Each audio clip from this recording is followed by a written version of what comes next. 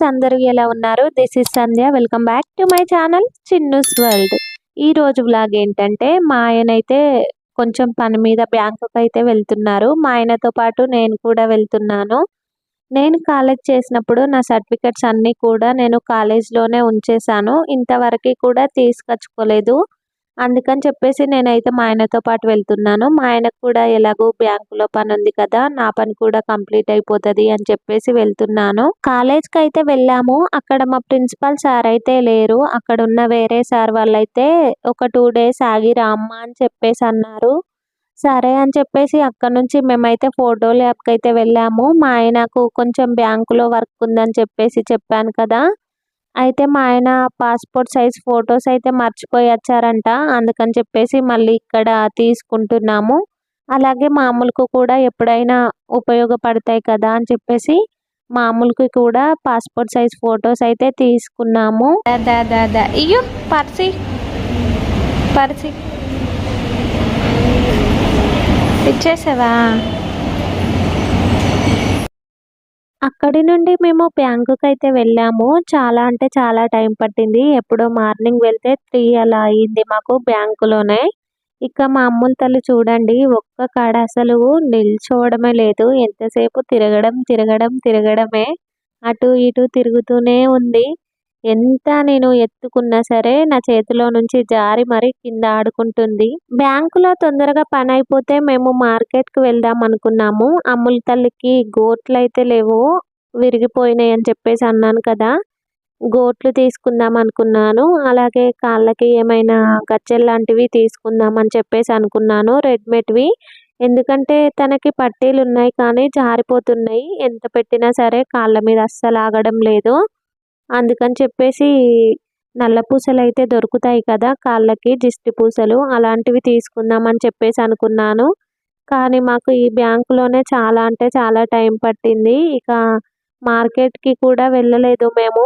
Bank నుంచి మళ్ళీ return రూమ్కి అయితే వచ్చేసాము. మా రూమ్ దగ్గర ఎవరైనా ఎత్తుకున్నా సరే అస్సలు అంటే అస్సలు వెళ్ళదు. వాళ్ళ దగ్గరికి ఏడుస్తూనే ఉంటుంది నా దగ్గరికి వచ్చేంత వరకు. అలాంటిది బ్యాంకులో మంచిగా ఆడుకుంది. ఎవరైనా ఎత్తుకున్నా సరే వాళ్ళ దగ్గరికి అయితే వెళ్ళిందన్నమాట మంచిగా. నేను అవన్నీ వీడియో అయితే తీయలేకపోయాను. అక్కడ నుంచి మేమైతే మా రూమ్కి అయితే వచ్చేసాము. ఇక వచ్చి అమ్ములకైతే స్నానం అయితే చేపించేశాను. మార్నింగ్ స్నానం చేపించలేదు అమ్ములకి. వెదర్ అంతా చల్ల చల్లగా ఉంది, అందుకని చెప్పేసి చేపించలేదు. వెదర్ చల్లగా ఉన్నప్పుడు ఎప్పుడైనా సరే నేనైతే మార్నింగ్ స్నానం అయితే చేపించను అమ్ములకి. ఇక బాగా జలుబు చేస్తుంది, మళ్ళీ జ్వరం వచ్చే అవకాశాలు ఉంటాయి కాబట్టి అలాంటి టైంలో అయితే స్నానం అయితే చేపించను. అమ్ములకి స్నానం చేపించడం అయిపోయిన తర్వాత అన్నం అయితే తినిపించేశాను కొంచెం. ఇక ఇప్పుడు టైం వచ్చేసి 4 అలా అవుతుంది ఈవినింగ్. చిన్నునైతే తీసుకువచ్చే టైం అయితే వచ్చేసింది. అందుకని చెప్పేసి చిన్ను వాళ్ళ స్కూల్కి అయితే వెళ్ళాము చిన్నుని తీసుకొద్దామని. చూడండి వాడు ఊపుడే ఊపుడు ఐడెంటిటీ కార్డుని.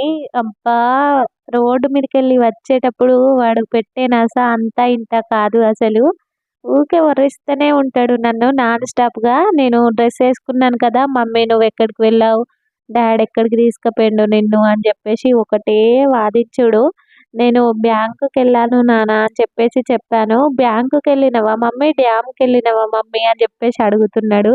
నేను బ్యాంకుకి అని చెప్తే వానికి డ్యామ్కి అన్నట్టు అర్థమైనట్టుంది. మమ్మీ నన్ను తీసుకెళ్ళలేదు కదా, ఎందుకు తీసుకెళ్ళలేదు నన్ను, డాడీ నువ్వు చెల్లె మీరు ముగ్గురే వేర్రా అని చెప్పేసి ఒకటే వర్రించడం అసలు నన్ను. చిన్నుని స్కూల్ నుంచి తీసుకొచ్చి వాన్ని ఫ్రెష్ అప్ చేయించి వానికి ఏమైనా తినడానికి పెట్టేసి టీవీ పెట్టి టీవీ ముంగట వాన్ని కూర్చోపెట్టి ఇక నేనైతే వంట చేసుకుంటున్నాను. ఇక్కడ మార్నింగ్ బోడకాకరకాయ ఫ్రై అయితే చేశాను. బోడకాకరకాయ పులుసు అంటేనే నాకు చాలా ఇష్టం.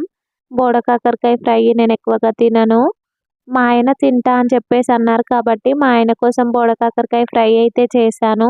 ఇక మధ్యాహ్నం అయితే నేను పెరుగుతోనే తినేసాను. ఇక నైట్ కూడా పెరుగుతో అంటే కష్టం కాబట్టి ఎగ్స్ అయితే వండుతున్నాను. ప్రతిరోజు మా చిన్నుని నేను తీసుకురావడానికి అయితే వెళ్తాను కదా, స్కూల్ దగ్గర నుంచి స్టార్ట్ చేస్తాడు నాకు చెప్పడము, మమ్మీ మా స్కూల్లో మా మేడం ఇలా అంది, మా ఫ్రెండ్స్ ఇలా అన్నారు అని చెప్పేసి. అయితే స్మాల్ ఏబీసీలు రాయమని చెప్పిందంట వాళ్ళ మేడం. మా చిన్ను రాయలేదంట. రాయకపోతే నిన్ను చీకటి రూమ్లో వేసేస్తా అని చెప్పేసి అన్నదంట. మా చిన్ను వచ్చి నాకు చెప్తున్నాడు, "మమ్మీ మా మేడం నన్ను చీకటి రూమ్‌లో ఏత్త నిన్ను రాయపోతే" అని అన్నది అని చెప్తున్నాడు. మా చిన్ను అలా చెప్పగానే నేను కూడా అన్నాను, "నువ్వు రాయకపోతే నేను కూడా అదే పని చేస్తా నాన్న" అని నేనన్నా. అంటే మా డాడీ వచ్చిన తర్వాత చెప్పి నిన్ను కొట్టిపిస్తా అని అంటున్నాడు ఇక్కడ నన్ను. మా చిన్ను వాళ్ళ క్లాస్‌మేట్ ఒక అబ్బాయిది బర్త్‌డే అయిందట. అయితే తను చాక్లెట్స్ తీసుకొచ్చి అందరికి పంచేసిండంట. అయితే మా చిన్ను అంటాడు, "మమ్మీ రేపు నాకు స్కూల్‌కి చాక్లెట్స్ పంపియు. నేను మా ఫ్రెండ్స్ అందరికి పంచేస్తా. నా బర్త్‌డే కదా రేపు" అని అంటున్నాడు. "నీ బర్త్‌డే ఇప్పుడు కాదు నాన్న. ఆల్రెడీ నీ బర్త్‌డే అయిపోయింది కదా! మళ్ళీ నెక్స్ట్ వచ్చే బర్త్‌డేకి పంపిస్తాలే" అని నేను అంటున్నా. "లేదు లేదు మమ్మీ నాకు ఖచ్చితంగా రేపు చాక్లెట్స్ కావాలి. నేను మా ఫ్రెండ్స్ అందరికి పంచాలి" అని చెప్తున్నాడు. అసలు మా చిన్ను స్కూల్ విషయాలన్నీ కూడా నాకు చెప్తే భలే అనిపిస్తది. నాకైతే చాలా నవ్వొస్తది. కొద్దిసేపటి దాకా మా చిన్నుతోనే నాకు చాలా టైమ్ పాస్ అయితది. నైట్ అయితే ఉల్లిగడ్డలు, కోడిగుడ్లు అయితే వండుతున్నాను కదా నేను. ఉల్లిగడ్డలనన్నిటిని కూడా చిన్న చిన్నగా కట్ చేసి అయితే పెట్టుకున్నాను. అలాగే పచ్చిమిర్చి కూడా. ఈ కర్రీ అయితే చాలా టేస్టీగుంటది. మనకు ఎప్పుడైనా నోరు టేస్టీగా లేదు అని అన్నప్పుడు ఇలా చేసుకొని తింటే ఒక 2 బుక్కలు ఎక్కువగానే తింటాము. నాకైతే చాలా అంటే చాలా ఇష్టం.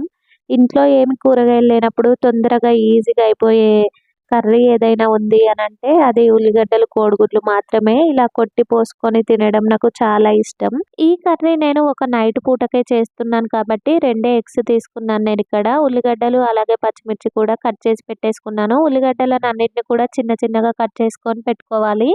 తర్వాత ఒక కడాయిలో ఆయిల్ పోసుకొని అందులోనే జీలకర్ర, ఆవాలు వేసుకొని తర్వాత ఈ ఆనియన్స్ కూడా అందులోనే వేసుకొని మంచిగా వేయించుకోవాలి. ఉల్లిగడ్డలు, పచ్చిమిర్చి మొత్తం బ్రౌన్ కలర్‌లోకి వచ్చేదాకా వేయించుకొని, అందులోనే పసుపు, అల్లం వేసుకొని అది కూడా మంచిగా వేగిన తర్వాత ఈ కోడిగుడ్లనైతే అందులోనే కొట్టిపోసుకోవాలి. కోడిగుడ్లను కూడా కొట్టిపోసుకోవడం అయిపోయిన తర్వాత అందులోనే కారం, ఉప్పు అలాగే కొంచెం ధనియా పౌడర్ అయితే వేసేసుకోవాలి. దీన్నంతా కూడా మంచిగా ఆయిల్ పైకి తేలేలాగా ఫ్రై చేసుకుంటే సరిపోతుంది. ఇందులోనే లాస్ట్‌గా కొంచెం ధనియా పౌడర్ వేసుకుంటే సరిపోతుంది. నా దగ్గర అయితే ప్రెజెంట్ కొత్తిమీర లేదు కాబట్టి నేనైతే వేయలేదు. లాస్ట్‌లో కొంచెం కొత్తిమీర వేసి ఒక 2 మినిట్స్ అలా ఉంచి పక్కకు దించేసుకోవడమే. చాలా చాలా టేస్టీ ఎగ్ కర్రీ అయితే రెడీ అయిపోయింది.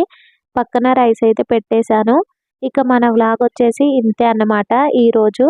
ఎవరైనా మన ఛానల్‌ని కొత్తగా చూసే వాళ్ళైతే మన ఛానల్‌ని సబ్స్క్రైబ్ చేసుకోండి, లైక్ చేయండి, షేర్ చేయండి, కామెంట్ కూడా చేయండి. పక్కనున్న బెల్ ఐకాన్‌ని క్లిక్ చేయండి. నేను ఇలా వీడియో పెట్టగానే మీకు అలా నోటిఫికేషన్ అయితే వచ్చేస్తుంది. మరిన్ని మంచి వీడియోలతో మళ్ళీ మీ ముందుకొస్తాను. సైనింగ్ ఆఫ్ మీ సంధ్య. Bye bye. సబ్స్క్రైబ్ చేసుకోండి. Bye bye.